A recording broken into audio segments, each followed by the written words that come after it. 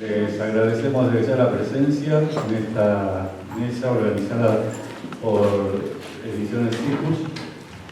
Y uno de los temas que nos preocupan en la Fundación es precisamente la educación. Y esto nos convoca. Tenemos tres exponentes de características que ustedes van a ver bien diferentes. Son autores de tres libros sumamente interesantes, con enfoques que ya se van a plantear desde el entrenamiento. La palabra no es la más feliz, pero digamos que sí, la formación de docentes, interesarlos en las problemáticas claves, como puede ser la del acoso escolar, que es la primera exposición que vamos a escuchar a cargo de Lilian Kunze. La problemática de la educación popular, de los grupos de trabajo, de los talleres que vamos a ver en la segunda exposición a cargo de Mariano Algaba, y va a cerrar Néstor Rebecki, que tiene una larga experiencia en trabajo con poblaciones en situación social difícil, como es la Escuela Carlos Mujica. En fin, ya después lo voy a ir presentando a cada uno en sí mismo, pero son tres experiencias, tres formas de escritura distintas que realmente vale la pena disfrutarlo. Vamos a empezar con Lilian Kunze, Acoso escolar entre la trama y el drama, así se llama el libro. Lilian es profesora de filosofía, psicología y pedagogía, es experta en este tema del acoso escolar, forma docentes y nos va a contar cuál es su peculiar enfoque sobre el acoso escolar y la forma de enfrentarlo. Lilian. Muchas gracias. Buenas noches a todas y a todos. Bueno, yo necesito ponerme de pie, o por lo menos estar por acá más cerca. Voy a leer de las Filminas. Discúlpenme que arriba quedó Congreso de la Asociación Argentina de Salud Mental, ha quedado un resabio de Filminas anteriores, seguramente, del Congreso que presenté el año pasado, supongo.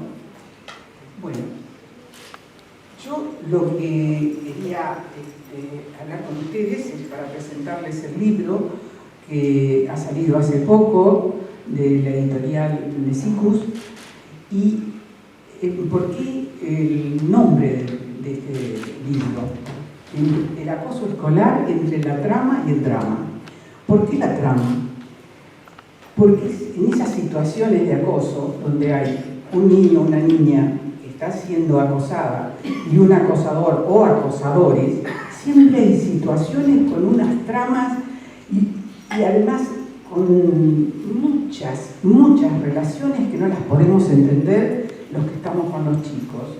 A veces comprendemos, otras veces no. Pero en todo ese juego de entramado que hay, que a veces lo hacen directamente al acoso, otras veces lo pueden hacer muy enmascarado, y otras veces que parece juego. Y en eso es donde realmente los docentes tienen más dificultades. A veces no es tan fácil. Generalmente no, porque es complejo.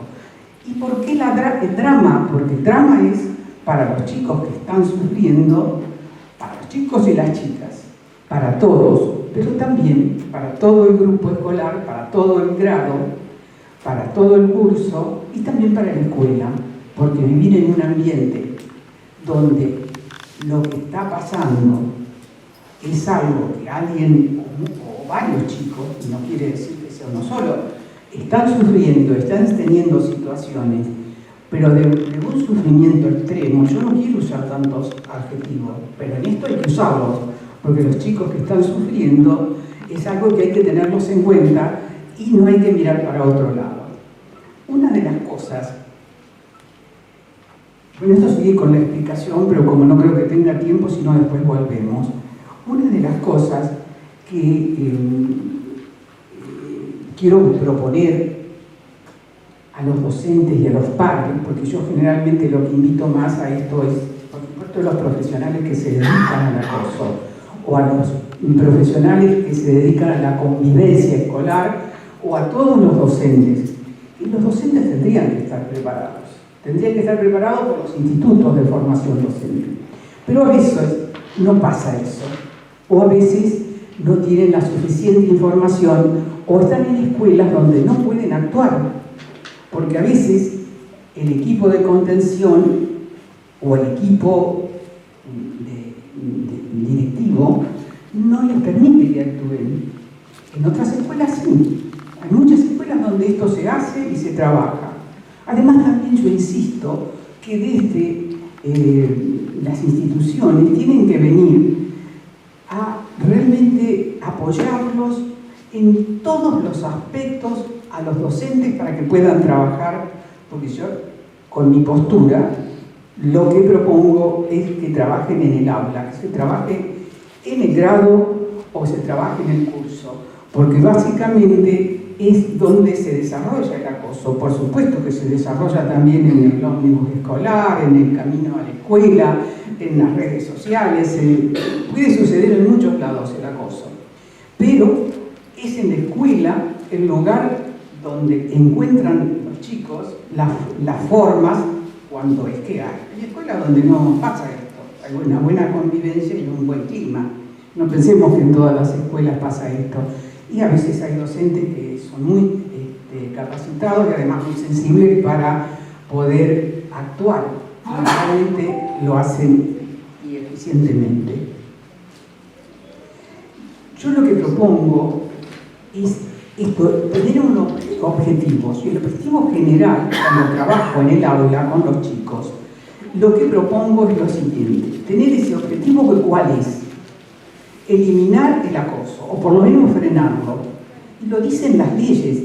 En la última parte de mi libro puse normas y leyes porque realmente son necesarias y esas las tenemos. Los otros días escuché a alguien que se dedica al acoso y dijo que no había... Sí, hay estas leyes de convivencia escolar, hay leyes. Lo que tenemos que hacer es trabajar concretamente con los chicos y por supuesto los padres tienen que estar enterados y esto también tienen que estar formados los docentes para que puedan trabajar en reuniones con los padres. Bueno, eliminar los problemas de acoso, ¿no? Pero también propongo objetivos específicos. Estimular que circule la palabra, que todos puedan hablar en esas reuniones de convivencia, que también están en mi propuesta. Esas reuniones de convivencia son fundamentales. Y no es que todo el mundo se vaya a ser el psicólogo, el psicoanalista, o lo que sea. No. Yo considero que todos los que trabajamos con los seres humanos podemos trabajar para que se mejoren las relaciones y podemos trabajar en lo que es en salud mental. Y también esto es para educación. Fortalecer habilidades interpersonales y de la comunicación humana, me estoy refiriendo en esto. En el libro está explicado todo esto. Después también tengo un capítulo que es los medios de comunicación, para que no se confunda, pero acá es la comunicación humana. Otro de los objetivos especiales, promover la solidaridad y el compañerismo. Y un aspecto muy importante que se debe estimular, depende por supuesto de la edad de los niños y las niñas, es la amistad. La amistad es algo fundamental. Y si pensamos en nuestra vida, también lo vemos a eso, que fundamentales son nuestros amigos. No es únicamente nuestra familia, nuestros seres queridos, sino la amistad. Trabajar en grupos de convivencia, con la participación de todos y todas, y ahí se elaborarán las normas, que eso sí lo hacen los docentes en la escuela primaria en general, en los grados superiores más que nada, se hace desde principio de año se hace esto. Y entonces se ponen esas normas que elaboraron los chicos, porque es a partir de un disparador o a partir cuando se empiezan las clases, que uno va viendo qué cosas pueden proponer los chicos. A veces se los tiene que ayudar, por supuesto, pero en general sale del grupo. Yo trabajo generalmente y lo que propongo para los docentes es que trabajen con los grupos. Por eso uno de los capítulos del libro es lo grupal. y trabajo en el libro, quiero decir, trabajo con muchos temas, que eso es lo que propongo para que lo puedan cumplir.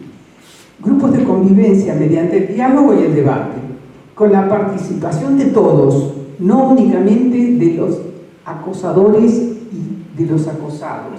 Tienen que trabajar todos, y los espectadores, tanto los activos como los pasivos.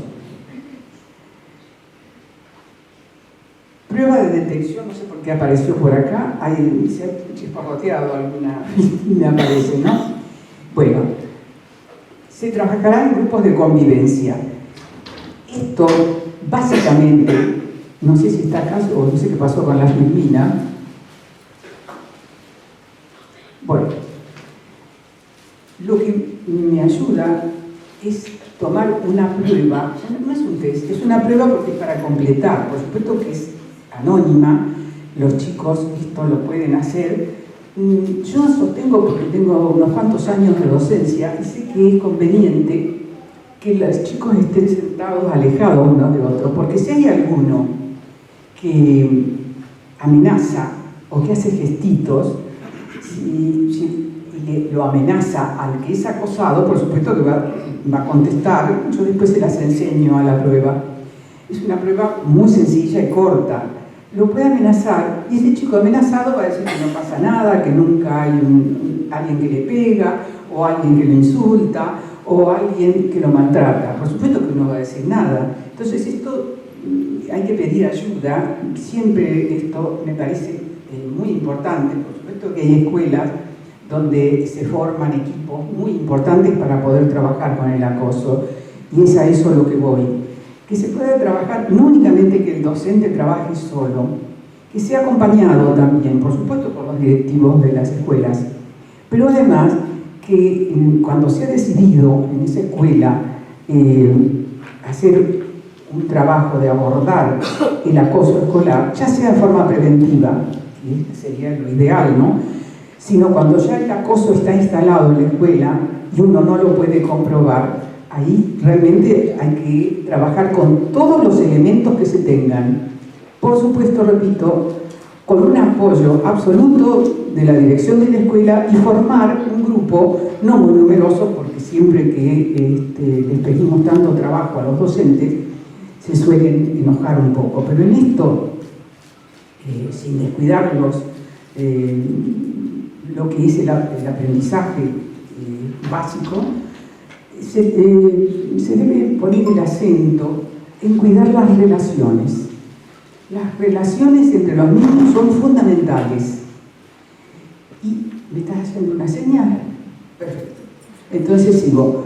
Entonces, pedir ayuda. Por supuesto, hay escuelas donde tienen muy formados los equipos, o donde hay mucho personal que puede ayudar, y si no, pueden ser docentes o pueden ser autoridades del equipo de conducción quienes ayuden, que tienen que estar enterados de todo lo que se trabaja con los chicos. Una vez que se ha trabajado con los chicos y que los chicos han puesto esas normas que yo les decía, que se empiezan a elaborar desde los grados más altos, pero a veces se puede llegar a acuerdo con los más pequeñitos para que las redacten a las normas del grupo. Y los chicos suelen ser muy justos con lo que dicen, para que figuren las normas que se tienen que cumplir y que no se deben agredir. Y en esos debates que tienen que participar todos, que se les debe estimular para que participen también si es que hay acoso, para que participen el acosado, los acosadores o el acosador, y los espectadores. Y esos espectadores, tanto los activos como los pasivos, porque los pasivos también tienen que ver, no es que no tengan nada que ver, pero los espectadores activos tienen un papel fundamental para trabajar con ellos, porque de haber sido nada más que observadores y después haber acompañado al acosador en ese acoso, ellos cambiaron de conducta. Y así como cambiaron de conducta, pueden cambiar nuevamente, ya sea porque desde la razón lo piensan y los adultos les vamos diciendo que eso es algo que es doloroso, que es algo que no está bien. Los mismos compañeros por ahí se lo dicen, y si no, desde la parte de la sensibilidad, que sientan que aquel niño o niña está siendo maltratado, está siendo acosado, está siendo perseguido. Y esos chicos generalmente suelen estar en una situación de sufrimiento tan grande que se sienten excluidos. Y a veces no es únicamente que se sienten excluidos porque tienen algo distinto, porque tienen una tonada de otro país o de otra provincia, que esos casos se dan en muchísimos momentos, que los pueden empezar a tomar el pelo por ese motivo, y otras veces es por cosas que uno ni se imagina. Hay que escucharlos a los chicos y ver qué es lo que dicen, por qué no me gusta, no lo quiero, por qué no lo quiero, por qué lo rechazo. Y esas cosas salen en estos grupos de convivencia, si uno lo trabaja. Y esto a los docentes hay que ayudarlos y apoyarlos, porque así como digo que es indispensable que trabajen, es indispensable que sean apoyados, y no que se les diga, cuando vaya alguien a la dirección a exponer lo que está pasando, que hay acoso, que se les diga que es porque no tienen un buen manejo grupal. Y eso sucede en las escuelas. Ahora sí. Ahora sí. Bueno, yo les decía que estas son las preguntas, por supuesto, como les repito, es una prueba, es anónima, hay que hacerlos sentar alejados unos de otros. Ustedes dirán que persecutoria, ¿no? Pero no, es por el hecho de que yo he visto cómo los amenazan a los chicos, y eso es algo que realmente es muy preocupante, porque un niño amenazado sufre más. Y si además no se hace nada, de esto ni hablemos, si no se hace nada en el grado, ustedes piensen cómo va a seguir sufriendo ese niño, y con consecuencias para él, pero no únicamente para él, sino para todo el grupo, y también para los docentes, porque van a vivir todos en un ambiente realmente que no es el mejor clima. Bueno.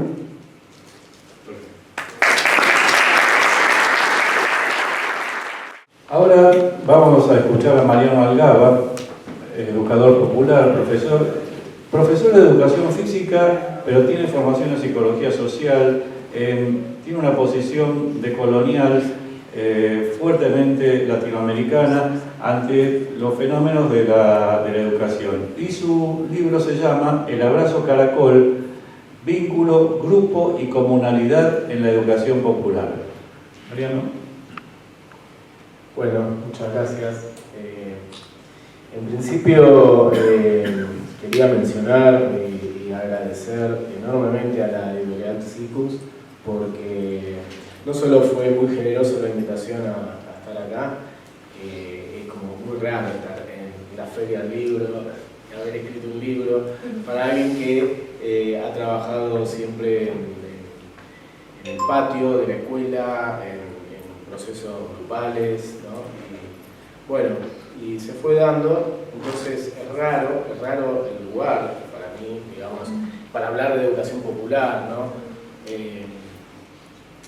La sociedad rural, digamos, sería el opuesto, quizás. Pasar por el Salón Martínez de Oz, ¿no?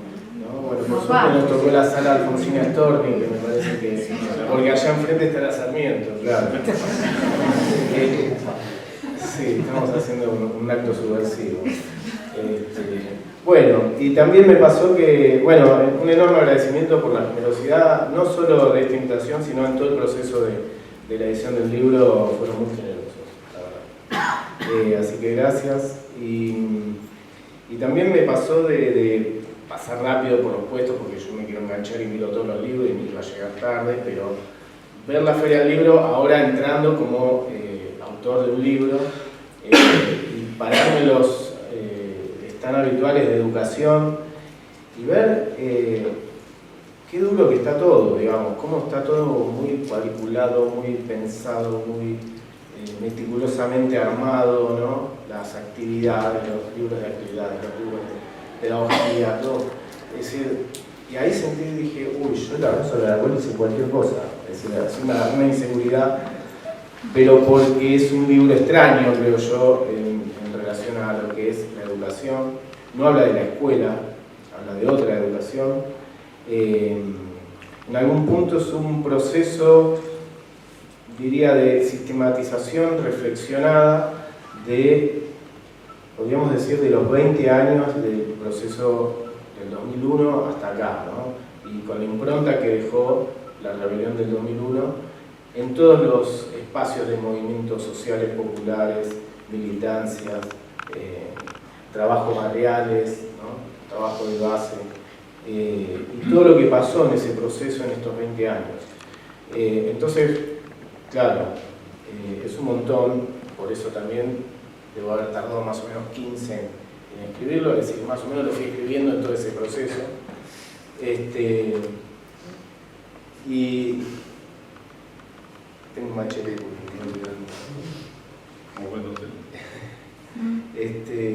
bueno, y el libro, voy a contar del libro. Es este proceso, yo mucho de ese proceso de 2001 para acá, fui militante de un equipo de educación popular que se llama Paneros en Rebeldía, pero también de muchos otros procesos de educación popular, con la suerte y de que fue un momento de despliegue, de desarrollo de la educación popular, y me tocó estar en distintas provincias, en distintos países, y la verdad es que yo lo siento como todo un proceso de aprendizaje enorme, profundo, me transformó la vida, y en eso se me mezclaba con cosas que yo siempre pensaba de chico por ahí, ¿no? A mí, de chico siempre me pasaba que me preguntaba por los grupos, por cómo yo iba mucho a una colonia todos los sábados, desde los 6 años hasta los 18, todos los años, todos los sábados, con los mismos amigos y amigas y grupos, más o menos. Y yo era de esas personas que en los grupos quedaba medio marginado, ¿no? Que no era central en la atención, que no me elegían, ¿no? Y esas cosas, ¿no? Que también tiene la cualidad del deporte competitivo. Bueno, terminé haciendo educación física, y también me choco con todas las estructuras de la educación física, y fui creando sin darme cuenta como una postura investigadora, crítica,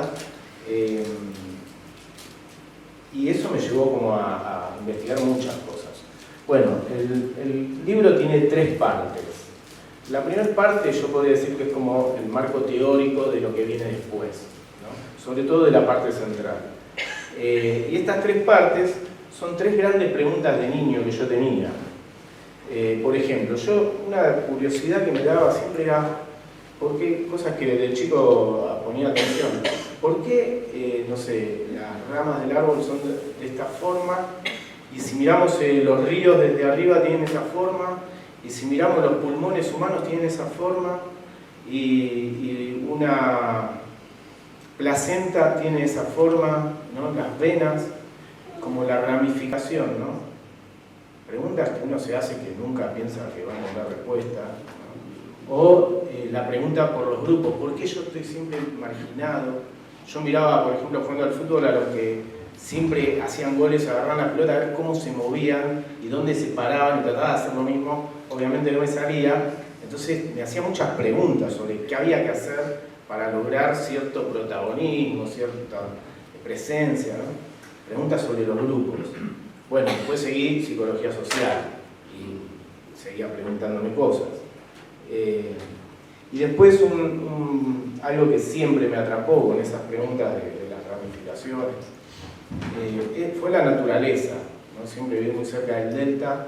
El delta es una exuberancia, una selva, una rama de ríos, de crecidas, mareas y bajantes, barro, terrenos irregulares, es decir, todo muy movedizo, todo muy irregular y muy vivo, ¿no? Entonces muchas preguntas sobre la naturaleza, y en eso sobre los pueblos originarios y sobre las poblaciones afros, curiosidades de niños, que bueno, indudablemente algo de todo eso pude acá investigar y sistematizar. Pero Entonces, la primera parte es un poco eso. El capítulo 1 es el pensamiento complejo.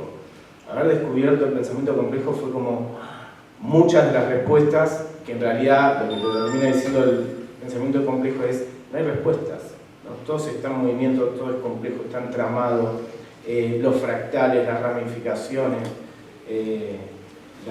nada es causa-consecuencia, sino que una causa puede no producir consecuencias y una mínima causa puede producir consecuencias enormes, o no linealmente, sino también con formas ramificadas, formas fractales. Bueno, todo eso me apasionó mucho y obviamente empecé a mezclar todas estas formaciones y búsquedas y encuentro que las mismas formas adoptan los grupos, los vínculos, las subjetividades, ¿no? Es decir, como aplicar la mirada compleja a los procesos sociales, ¿sí? Ahí voy descubriendo que no pensamos así y que no nos enseñan a pensar así y que estamos matrizados y que la escuela es un aula cuadriculada donde en cada espacio entra un cuerpo anulado, ¿no? Y después vamos al patio donde trabajaba yo y se libera el cuerpo y se anula la mente, ¿no? La fragmentación. Y yo me preguntaba por todo eso y bueno, investigando, leyendo autores como Dussel, autores como Kusch, ¿no? Bueno, Galeano. Voy descubriendo lo decolonial, ¿no? Y que había otros saberes y otras formas de ver el mundo y otras formas de aprender que estaban en aquellos saberes negados, aquellos saberes aplastados, habiendo un enorme intento de aplastamiento y de aniquilación, sin embargo, también una enorme resistencia. Con esas resistencias es con las que me encuentro en la militancia del 2001 para adelante, en los movimientos sociales, en los bachilleratos populares, ¿no? En los procesos de formación política. Entonces, el capítulo 1 decías el pensamiento complejo, el capítulo 2 es la complejidad grupal, ¿no? Un entrecruce entre la complejidad y lo que fui aprendiendo desde la psicología social, la complejidad grupal. Y finalmente educación popular y complejidad grupal, que ya nos vamos metiendo en el tema de la coordinación de grupos. Y el capítulo 3 de esa primera parte se llama espiritualidad, integralidad y comunalidad.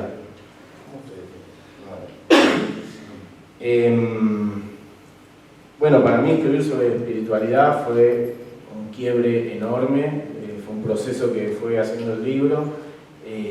Vengo de una familia militante, atea, y estaba muy convencido de mi ateísmo, hasta que me encuentro con la espiritualidad de los pueblos originarios, del amar a la tierra, del sentir que la tierra es un ser vivo, ¿no? de ritualizar ese vínculo con la tierra y con el agua y con los árboles y con la vida, ¿no? Entonces descubro que éramos todos espirituales, lo único que algunos decíamos que esto no existía, que esto le hacía mal a los pueblos, ¿no? Entonces, bueno, esa ruptura fue enorme, fue de la mano de un gran compañero que yo lo llamo el guía espiritual del libro, que es Nicolás Herrera Farfán, un compa colombiano que vive en la Argentina, un investigador de las pedagogías y los métodos de investigación cualitativa de Fals Borda, la investigación acción participativa, y de Camilo Torres, ¿no? El cura guerrillero. Bueno, por ahí va toda esta parte teórica, digamos, ese entremezclado de cosas. Paso a la segunda parte, capítulos 4 y 5, coordinación y complejidad y el taller de educación popular. Yo creo que este es el corazón del libro. En este coordinación y complejidad leo los subtítulos: precarización vincular en los procesos de aprendizaje, coordinación, conocimiento y complejidad, el rol diferenciado, actitudes y aptitudes de las y les educadores populares, miedos a coordinar, ser artista, jugar, coordinar. Bueno, en estos 20 años del 2001 para acá, en esos procesos de lucha, de organización, me la pasé coordinando, digamos, pero como si jugara, así muy feliz haciendo eso, viendo que pasaban cosas, que era interesante, aprendiendo, y desde esta mirada compleja y decolonial se fue construyendo en los equipos de educación popular, en los distintos procesos, un posicionamiento en la coordinación de los grupos, ¿no?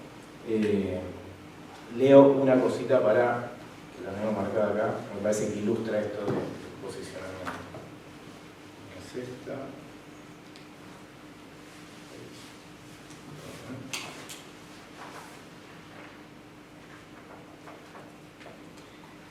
Una de las cosas a deconstruir en esto de la coordinación es lo llamo el descontrol, o renacer coordinador, coordinadora, coordinadores. Leo esto, a ver el tiempo. En la coordinación, pasar de un modelo de control y dominio a uno de regulación y autoorganización es en verdad cambiar de paradigma. Es un volver a nacer en las prácticas de coordinación. Nos han educado y coordinado y enseñado a coordinar desde un modelo de control, de autoridad, de jerarquía, y no podemos más que reproducirlo, por cuanto no conocemos otra forma. Pero además, en estos tiempos de pandemias y virtualidad, el control es la estrella del modelo capitalista, colonial y patriarcal. Cámara, Zoom, control del tiempo de conexión de los estudiantes, control del tiempo de habla con micrófono abierto, control de quien leyó el material en el aula virtual, obligatoriedad de cámara encendida, y todo eso como correlato de una nueva forma de vida. El control, por un lado, y la autoorganización, por otro, serían dos metáforas subyacentes en las formas pedagógicas que se traducen en las actitudes y aptitudes, organizando los modos de aprender y de enseñar. Bueno, nada, así como pateando el tablero, ¿no? y repensar todo lo aprendido en la coordinación de grupos y en el trabajo grupal. Bueno, después de lo que les leíste de control, termino. Termino con una tercera parte, que son diálogos con otras formas de trabajar, otras concepciones, como las técnicas participativas de la educación popular, la investigación-acción participativa, el capoeira como una forma de educación, el teatro del oprimido y de las oprimidas, ya no me acuerdo cuando me estoy macheteando, pero bueno, como un diálogo de la educación popular con todas estas cuestiones. Y terminando agradeciendo a Norma Michi, una educadora popular que hizo el prólogo, que es un honor realmente que ella se haya descrito a eso, a Nicolás, que ya lo nombré, que hizo el epílogo, y bueno, y fuertemente a mi familia, que realmente han acompañado este proceso con amor, con conciencia, con cariño, y toda la trama familiar más grande, que sin ellos imposible. Quiero mencionar algo más, que es la tapa, y no dije que es un abrazo caracol. La tapa es un abrazo, en este caso se llamó abrazo de junco, pero bueno, es un abrazo caracol, ahora digo por qué se llamó así. Está en un evento que hicimos en el Delta que se llamó Sentipensar el Humedal, y es la defensa de un territorio por que un conglomerado de empresas arrasó, ya sea lo ambiental como las casas de los isleños, y bueno, y se está recuperando, y ahí se hizo este evento y se cerró un abrazo que es una cosa así, digamos, es una ronda, alguien se suelta una mano y se empieza a enroscar con los demás, ¿no? Y se va armando un caracol gigante y termina todo en un gran abrazo de todos, ¿no? Y en este caso, los isleños, que son junqueros, cortan el junco, estaban en el centro, los estábamos abrazando en esta resistencia, y una compañera dice, bueno, y ahora cierren los ojos y piensen que son juncos, que tienen agua hasta las rodillas y que el agua los mueve. Y entonces estábamos abrazados así con los isleños y las isleñas, en ese abrazo caracol, y esa es la foto, ¿no? Me pareció muy bonita. Bueno, muchas gracias. ¿A qué vino, Néstor? A eso vino. A esto que sí. Bueno, Néstor Rebecky, Sí. es profesor de historia, especializado en gestión educativa, preocupado por lo social y con una amplia trayectoria como educador.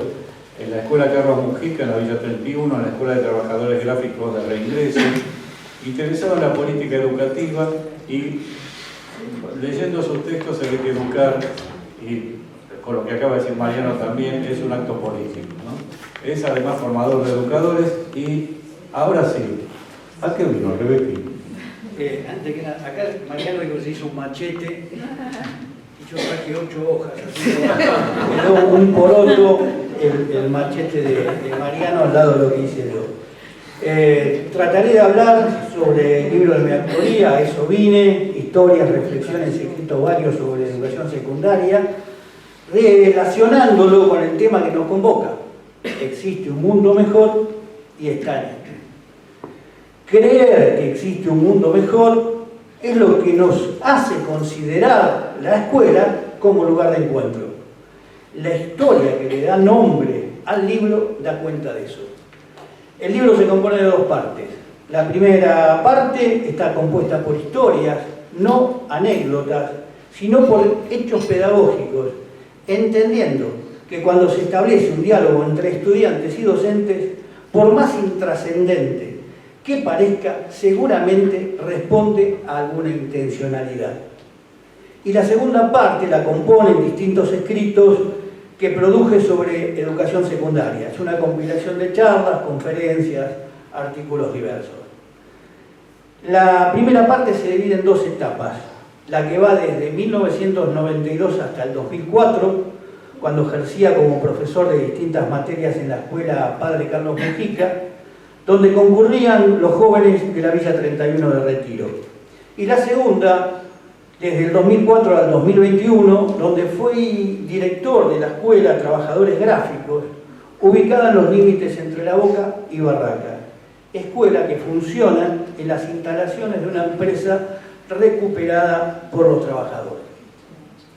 Algo de la primera etapa de la Villa 31. En 1990 se crean las primeras EMEM históricas en Cava para que asistan jóvenes de comunidades vulneradas. La consigna en aquel entonces era no excluir. Podíamos predecir el resultado de las políticas neoliberales de los 90.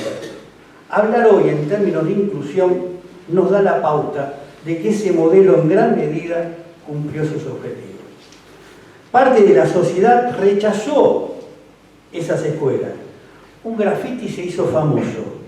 En una puerta de uno de los establecimientos educativos se escribieron "Silencio, negros estudiando", dándole una continuidad histórica, tal vez de manera inconsciente, a la dicotomía civilización y barbarie, como asimismo a la autollamada revolución libertadora, en realidad fusiladora, que sostenía que esa revolución se hacía para que el hijo del barrendero sea barrendero, para llegar hasta el macrismo de nuestros días, donde una exgobernadora afirma que los pobres no van a la universidad. Son, en términos de la cortina, aporofóbicos. Manifiestan permanentemente el odio a los pobres. Pero nosotros entendíamos a la educación como un acto militante. Y si de grafiti se trata, el nuestro sostenía la docencia como puesto de lucha y la escuela pública como lugar de resistencia. Acorralados por las regulaciones, recurríamos a la transgresión. Fernando Ulloa hace una diferencia interesante entre infracción y transgresión. La infracción busca un rédito personal. La transgresión genera un hecho fundante, instala algo donde nada había. Estas escuelas generaron innovaciones que a la postre se convirtieron en políticas públicas. Los primeros jardines maternales para hijos de estudiantes, el primer programa para jóvenes privados de libertad, promotores educativos, etc. Hecho importantísimo, la centralidad del acto educativo estaba en los pibes, les pibes. Teníamos varios desafíos, quiero destacar 3. Primero, constituirnos en adultos confiables. La relación con los adultos era con los padres, no siempre buena. con los patrones, por lo general mala, y con la policía, por lo general muy mala. Por lo que debíamos generar otro vínculo pedagógico. Segundo, entender al estudiante como sujeto de derecho y no como alumno al cual se lo carga con obligaciones. Abordar al estudiante en tanto persona implica una complejidad que solo se puede abordar mediante el establecimiento de redes comunitarias. Tercero, que estos jóvenes encuentren sentido no solo al estudio, sino a la vida. ¿Qué nos proponíamos? En primer lugar, hacer una escuela mejor, una escuela que garantice el derecho social a la educación, es decir, una escuela para todos. Y ese hacer implicaba hacer con el otro, por el otro, para el otro. No teorizábamos, hacíamos, pero ojo, era una praxis, no era un hacer por hacer. No nos movía la soberbia de considerarnos superiores, al contrario, sentíamos la responsabilidad en tantos seres inacabados, falibles, de elevarnos en dignidad a través del acto educativo junto con los estudiantes. Es decir, mejorar para nosotros es una obligación ética. Traigo a Rodolfo Kusch, que ya lo había mencionado Mariano, quien nos sigue ayudando a pensar nuestro trabajo en contexto. Kusch hacía una diferencia entre el saber lúcido, el académico, y el saber tenebroso, el que nos proporciona la vida. Decía este antropólogo y filósofo argentino, si el saber lúcido dice que 2 más 2 son 4, el tenebroso dará otro resultado. ¿Cómo es eso? Pues es muy simple. 4 chocolatines para un niño hambriento no es lo mismo que para un niño saciado. El deseo o la satisfacción hacen que no se vea verdadero ese axioma matemático de 4 es igual a 4. La vida se encarga de turbar el rigor de los números. La angustia, el amor, el odio tornan al saber lúcido en algo tenebroso. Y he aquí el problema. De este saber tenebroso nadie nos habló. ¿Y saben qué? Nosotros hablábamos de esto. Algo de la segunda etapa como director en la Escuela de Trabajadores Gráficos del 2004 hasta el 2021. Llego como director en el año 2004. La comunidad educativa estaba integrada por jóvenes que habían padecido la crisis del 2001 con sus familias, judicializados, en situación de calle, cartoneros, en procesos de rehabilitación de adicciones. El ingreso traía un formato nuevo e interesante, pero si bien los cambios de las condiciones materiales son necesarias para una mejor escuela, no son suficientes. Por eso que dijo alguien alguna vez que es más fácil derrocar un gobierno que vencer una costumbre. Generamos entonces una cultura institucional inclusiva, donde los jóvenes son considerados sujetos de derechos. Democratizamos las decisiones y resolución de los conflictos. Generamos espacios para la escucha. Consideramos a la escuela como un espacio donde se resignifica la cultura. ¿Qué nos propusimos? Al igual que en La Mujica, no solo queríamos una escuela mejor, queríamos también que mejore la comunidad y que la escuela se convierta en una institución significativa para el barrio. Partimos de la siguiente premisa. Si en una escuela prima una concepción ajustada al mandato fundacional de las escuelas secundarias, signado por la selectividad y el disciplinamiento, difícilmente exista interés de establecer un vínculo armónico con la familia, incluso con los jóvenes. Un ejemplo súper veloz. Cuando comenzó la pandemia se consultó desde la supervisión de la región a la que pertenecía la escuela que dirigía en aquel momento si las escuelas necesitaban personal de seguridad para entregar las bolsas de alimentos. Dado que éramos escuelas de una misma región, podemos decir que nuestras comunidades eran similares. Para nuestro asombro, o no tanto, hubo escuelas que fervientemente dijeron que sí.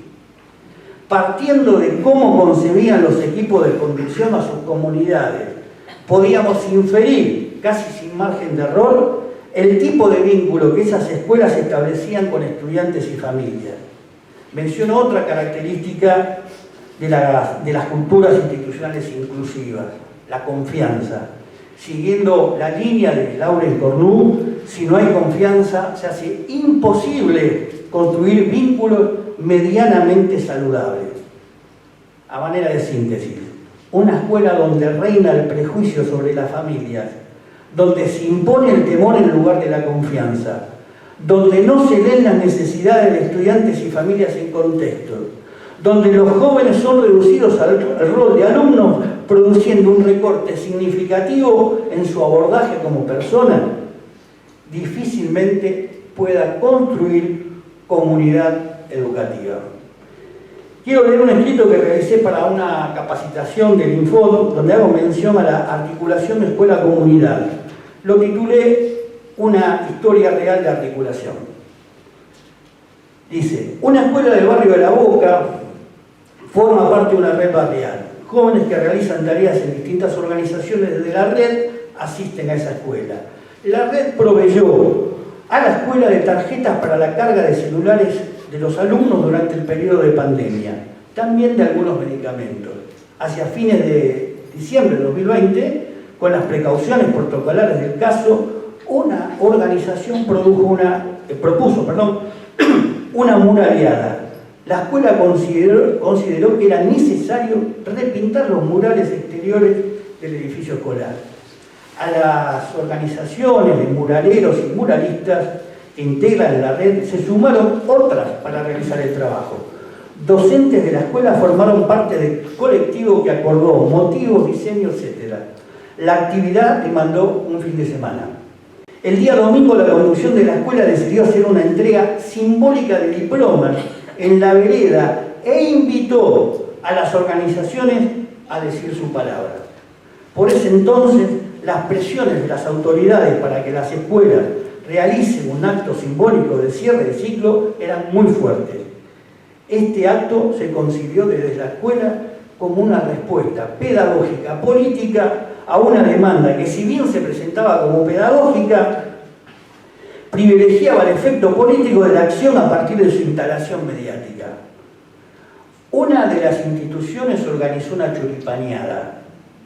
Desde la escuela se entregó a estudiantes un budín, producto de la colecta que hacían los docentes para incrementar la bolsa de alimentos que entregaba el gobierno local.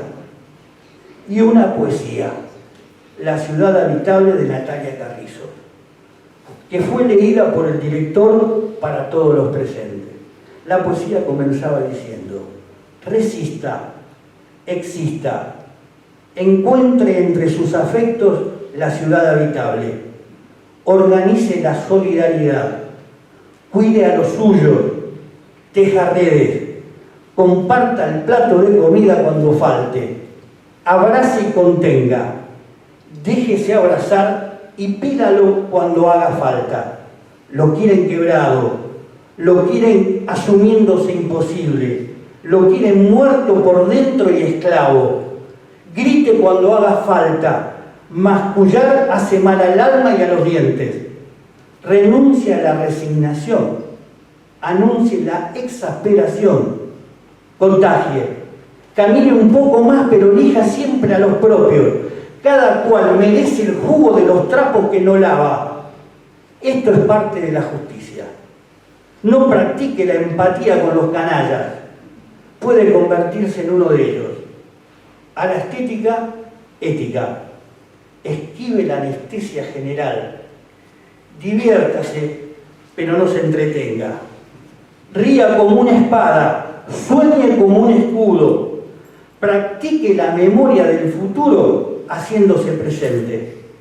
A la supervivencia, vivencia. Avive la llama. No se acostumbre.